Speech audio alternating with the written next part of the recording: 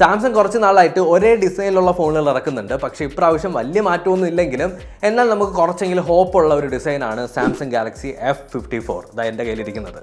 Samsung എന്ന brand Mercedes ബെൻസിന്റെ X ഡിസൈനറിനെയൊക്കെ higher ചെയ്തിട്ടുണ്ട്. എനിക്ക് തോന്നുന്നു ഇനിയുള്ള ഫോണുകളൊക്കെ എക്സ്ക്ലൂസീവ് ആയിട്ടുള്ള യൂണീക്ക് ആയിട്ടുള്ള ഡിസൈൻസ് വരുമെന്ന് നമുക്ക് പ്രതീക്ഷിക്കാം. ബൈ ദ വേ, ഞാൻ നേരത്തെ പറഞ്ഞ പോലെ തന്നെ ഇതാണ് സാംസങ് ഗാലക്സി F54.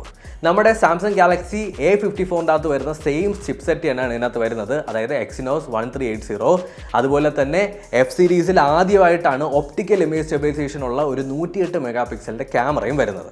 അപ്പോൾ ഇതിൻ്റെ അകത്ത് 108 മെഗാ പിക്സലിൻ്റെ ഒപ്റ്റിക്കൽ ഇമേജ് സ്റ്റെബിലൈസേഷൻ ഉള്ള ക്യാമറയാണ് വന്നിട്ടുള്ളത്. ബിൽഡ് നോക്കിക്കഴിഞ്ഞാൽ പ്ലാസ്റ്റിക് ബാക്ക് ആണെങ്കിലും കുറച്ച് പ്രീമിയം ആയിട്ട് തന്നെയാണ് നമ്മുടെ കയ്യിൽ എടുക്കുന്ന സമയത്ത് ഫീൽ ചെയ്യുന്നത്. അതുമാത്രമല്ല, എടുത്തു പറയേണ്ടത് ഇതൊരു ഫ്ലാഷി ഡിസൈനാണ്. അതായത് ഇങ്ങനെ തിളങ്ങും.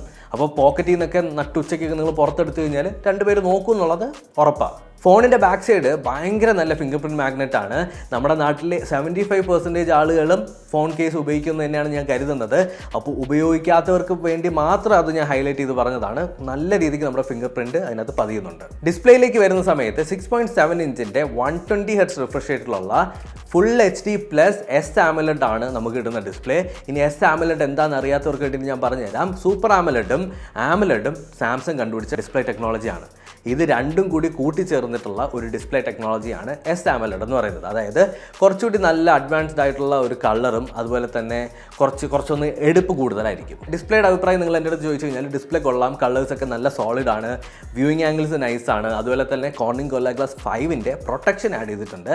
ബെസലും നല്ല രീതിക്ക് തന്നെ മെയിൻറ്റെയിൻ ചെയ്തിട്ടുണ്ട്. അപ്പോൾ സാംസങ് ഗാലക്സി F54ൻ്റെ ഡിസ്പ്ലേയിൽ ഒരു പ്രശ്നം എനിക്ക് പറയാനില്ല. നിങ്ങൾക്ക് നന്നായിട്ട് എൻജോയ് ചെയ്യാൻ പറ്റും. ഇനി നിങ്ങളെല്ലാവരും എക്സ്പെക്ട് ചെയ്യുന്ന ക്യാമറ. ഇതൊരു ക്യാമറ ഫോക്കസ്ഡ് ഫോണല്ലേ, എന്നാലും 108 മെഗാ പിക്സലിൻ്റെ ഒരു ഒപ്റ്റിക്കൽ ഇമേജ് സ്റ്റെബിലൈസേഷൻ ഉള്ള ഒരു സെൻസറാണ് വരുന്നത്, main sensor. Decent camera performance ആണ്. OIS ഉള്ളതുകൊണ്ട് തന്നെ അത്യാവശ്യം ഷാർപ്പും ഡീറ്റെയിൽഡ് ആയിട്ടുള്ള പിക്ചേഴ്സ് കിട്ടുന്നുണ്ട്. 8 മെഗാ പിക്സലിൽ അൾട്രാ വൈഡ് ക്യാമറ ഡേ ലൈറ്റിൽ അത്യാവശ്യം നല്ല ഫോട്ടോസ് തരുന്നുണ്ട്. പക്ഷേ ലോ ലൈറ്റിൽ കുറച്ച് സ്ട്രഗിൾ ചെയ്യുന്നുണ്ടെങ്കിലും പ്രശ്നമൊന്നുമില്ല, എല്ലാം സ്മൂത്താണ്.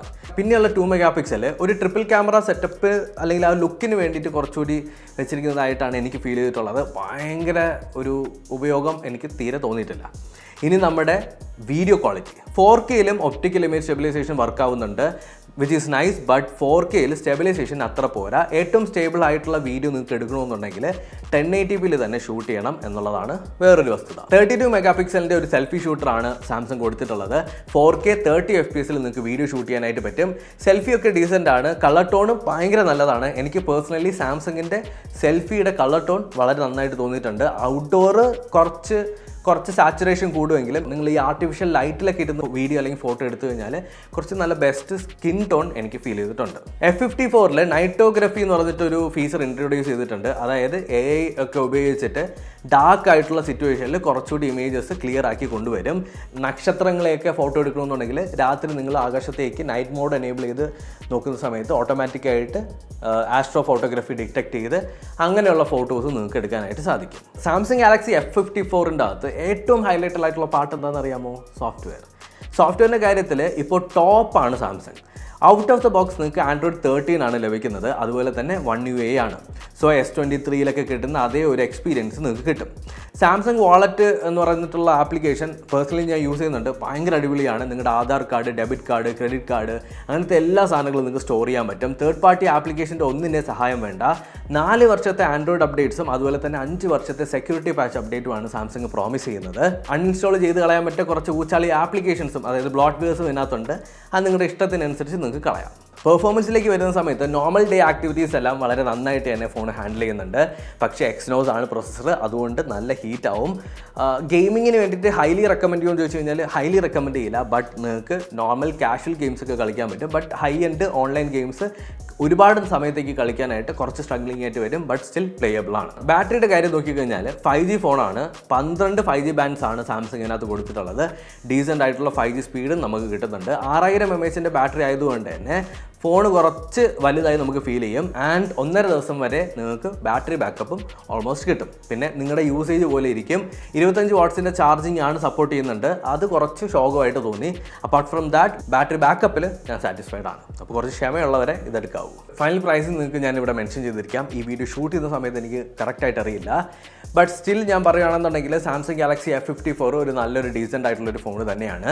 ഇപ്പോൾ ഉള്ളതിൽ ബെസ്റ്റ് ഫോണെന്ന് നമുക്ക് പറയാൻ പറ്റില്ല. സാംസങ്ങിൻ്റെ തന്നെ ഏറ്റവും ബെസ്റ്റ് ആയിട്ടുള്ള വേറെയും കുറേ മോഡൽസ് ഉണ്ട്. എന്നാലും നല്ല ഡീസൻ്റ് ആയിട്ടുള്ള ക്യാമറ, നല്ല ഡീസൻ്റ് ആയിട്ടുള്ള ബാറ്ററി ലൈഫ്, കിടിലൻ ഡിസ്പ്ലേ ഒക്കെ വരുന്ന ഒരു നല്ലൊരു സോഫ്റ്റ്വെയർ അപ്ഡേറ്റും വരുന്ന ഒരു ഫോണാണ് സാംസങ് ഗാലക്സി F54 എന്ന് പറയുന്നത്.